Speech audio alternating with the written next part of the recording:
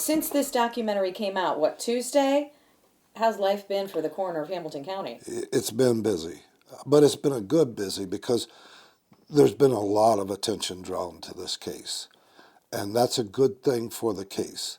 We have people coming forward that have family members missing, and they're providing us with DNA. We're getting some additional leads about potential victims. So the busyness has been good and very well welcomed. How did they first approach you? And you know what, we're going to make this a big nationwide documentary. And why did you say, you know what, okay, I'll be a part of it? You know, when you handle a case of this size, and this is the second largest investigation of unidentified human remains in this country, second to the World Trade Center. I was approached by many documentary companies, and I had to make the decision, do I want to participate, and the reasons for that.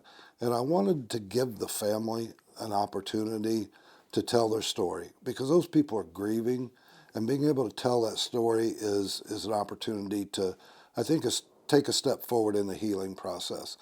And then we also wanted to bring attention to the case, because the more attention this case has, the more likelihood that we may get family members of missing men come out and contact us, and we've accomplished both of those goals. I was going to say, just the people reaching out to you. I mean, it's been out less than a week.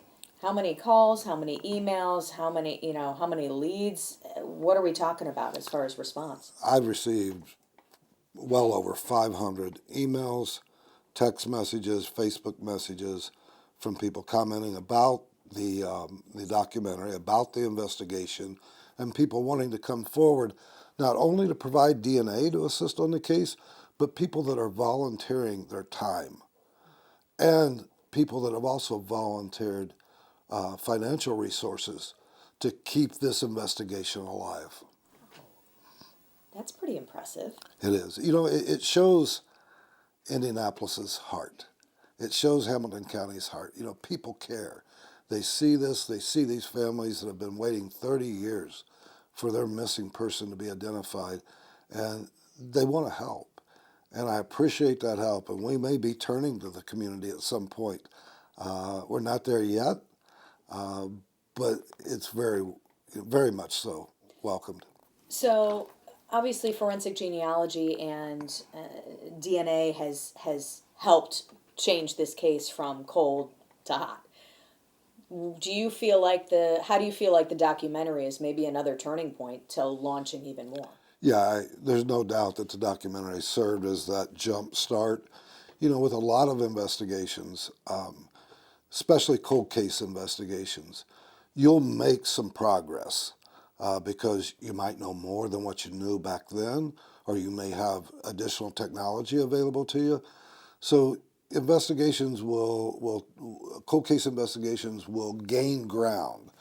And then all of a sudden, they kind of, like most investigations, will just kind of reach a peak and flatten off and, kind of stagnate a little bit.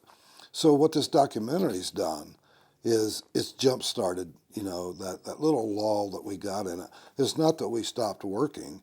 It's just that we don't have, the information on who these remains belong to right now. But we're in this for the long run. It's going to be a long investigation, and we're committed.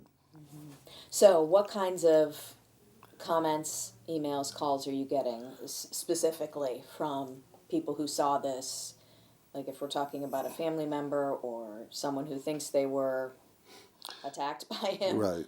So we've had reports of people that have had encounters with Herb Baumeister. Yeah, tell me about that one you were saying earlier. I was contacted by a man that indicated that he went to college in Columbia, Missouri. Baumeister was considered by some to be the I-70 murderer. I-70 runs right through Columbia, Missouri. And he said he had met a man in a bar, went back to a hotel with him, and the man attacked him, and he was able to get away. And then he said when he saw the documentary, he said, that's the guy. That's the guy that attacked me. So, that's just another piece that this documentary serves, is to bring people forward to us, and to give them the courage also to come to us. Some of the other comments that we've gotten is many people think that there's an accomplice, and there's questions raised about that. There's been some podcasts done also recently since the documentary aired, and some of these podcasters have some information I'm very much interested in. So we'll be doing some follow-up investigation there as well. So, a couple of questions from what you just said. One, does this then reopen the I-70 killer case? Well, Never that's outside my jurisdiction. I've got 10,000 human remains. I've got to keep my blinders on, but we certainly are cooperating and working with investigators from Ohio and along the I-70 corridor, and we'll provide them with whatever assistance and information they need. Okay. Also, you had mentioned that there's been new identification because of this. Right. So one of the remains that was tested by the Indiana State Police produced a DNA profile that did not match any family reference samples that we had. So we sent that remain to Othram Laboratories for some additional DNA work, and then also for forensic genetic genealogy. From that process, we now have another name. We've got an identification.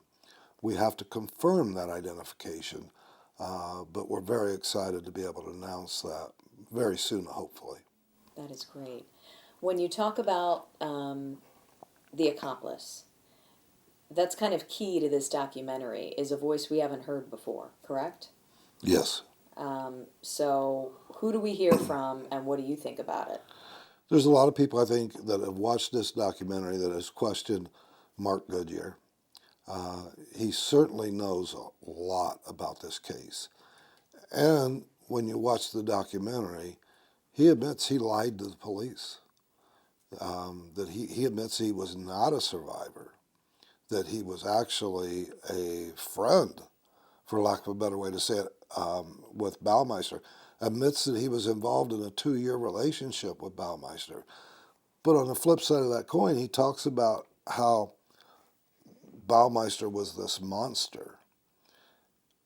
But then he goes right back to that he invited Baumeister to his house for dinner. Well, if you're scared of this guy, are you going to invite him over to grill burgers on your patio, So, that's a lot of it. There's a lot of layers to this case. There's a lot of layers to, some of the people that are involved in this case. And, that's law enforcement's job is to investigate the homicide. My job is to determine if it was a homicide, the cause, and the identification. So, being a former law enforcement officer, I want to jump into that side of it, but I have to keep my blinders on and stay focused on what my role is. Mm-hmm. And your role is big for these families, and that, I'm sure, is the ultimate goal for you. Throughout this investigation, I've had the opportunity to sit down with many of these family members. I've developed personal relationships with them. I see their grief, and I even hear the impatience from family members that have not yet had their loved one identified. And it's been very interesting, when I speak with these family members. Our heart are with you, and we're working very hard to give you some closure. It's emotional for you. It is. It's very emotional. Yeah, we had when the documentary came out on Tuesday, on Wednesday, we had a private company, Valor Technical Cleaning, rent a movie theater for us. And my staff, our friends, our family, some of the other participants in the investigation all met at this theater, and we watched it together. And I think that was a good thing because, it is personal to us. It is emotional for us. So to be there together as a team, I couldn't have asked for a better opportunity. Next on WTHR Plus after the break. They found handcuffs in the woods, and one set of handcuffs had a human arm stuck through it. Did the calls come fast after that first airing? The calls are still coming fast, but yes, the calls did come fast. I hadn't even made it home, before my phone was just blowing up. Tuesday, even, because we didn't watch it until Wednesday. Tuesday, I woke up 6 o'clock in the morning on Tuesday morning, and my phone, my email, my Facebook, everything just blowing up over this case. And, I've made an attempt to respond to everybody. They made the effort, and they want to help, and they want to encourage us in this investigation, and I need to be responsive to that. So a little bit backed up on responding to some of those, but we're getting there. Yeah. Did you get any from people who said, gosh, I think my loved one might have been a victim, a new? Yes. So we've had people contact us that watched the documentary and said, my brother or cousin went missing during that time frame, and what do we do? And we've gotten those people in our door right away. We've got DNA swabs on them. We're going to be delivering those DNA swabs this week to the Indiana State Police so that they can do their work, get them entered into the national database, and we'll see what comes out of this. I don't know if I mentioned to you in the past, but we had a lady that called me and said that her loved one was missing, her relative was missing. And we said, okay, come in and give us a DNA swab. And she was convinced that he was a victim at Fox Hollow Farm. So we got her DNA swab, we got it entered into CODIS, and all of a sudden we start getting match. But the match wasn't from Fox Hollow Farm. It was from some remains found in Las Vegas. So the spinoff from this investigation and giving closure to people and law enforcement all over the country. We kind of expected that might happen, but it was really kind of surreal when it did happen. Wow. Anything else that strikes you about the documentary itself?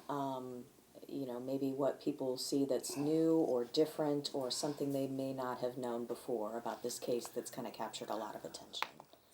The documentary and the production crew did an excellent job of telling the story, and they did it in a very correct way. I think what that documentary will bring to question for most people is, how does one man kill 25, 30, 40, 50 people by himself and they didn't get away? I mean, I was a law enforcement officer, and unfortunately I had to struggle with people at times, and it's not easy to do. I'm a coroner. I move deceased individuals daily. For one man to drag people from a house to 200 yards back into a woods by himself, I think raises some questions. And then also when you watch that documentary and they start talking about some of the items that were found in the woods, they found shotgun shells in the woods. They found handcuffs in the woods, and one set of handcuffs had a human arm stuck through it. So was he acting by himself and just taking people back to the woods and doing what he was doing there, killed them there? Or was he working with some help, and he had help getting these people back into the woods? Another thing that the documentary really points out is a witness said that he watched Baumeister shoot a man while another individual held him by the arms. That individual's still around today. So it certainly draws some attention to him. Last question, and that is, if people watch this, and I know we've put it out in the past, but if they do have a question, maybe my loved one was involved or something, how can they contact you, get the DNA swab? What's your push to kind of, Yeah, so call the Hamilton County Coroner's Office. okay, Come to our door. Our door is always open for anyone that has a reason. And I love to talk to people about this case because you never know what you're going to learn. Every little piece puts the puzzle together and may get us going in a direction of an identification. So call the Hamilton County Coroner's Office. If you have a missing person in your family, related to Fox Hollow or unrelated, that family reference swab, that DNA is so important. So get a hold of us. We'll get you to the right law enforcement agency to get a DNA swab. Make sure you report them missing so a missing person report can get on file. Law enforcement has that. So many of these people weren't reported missing. And that just hampers the investigation.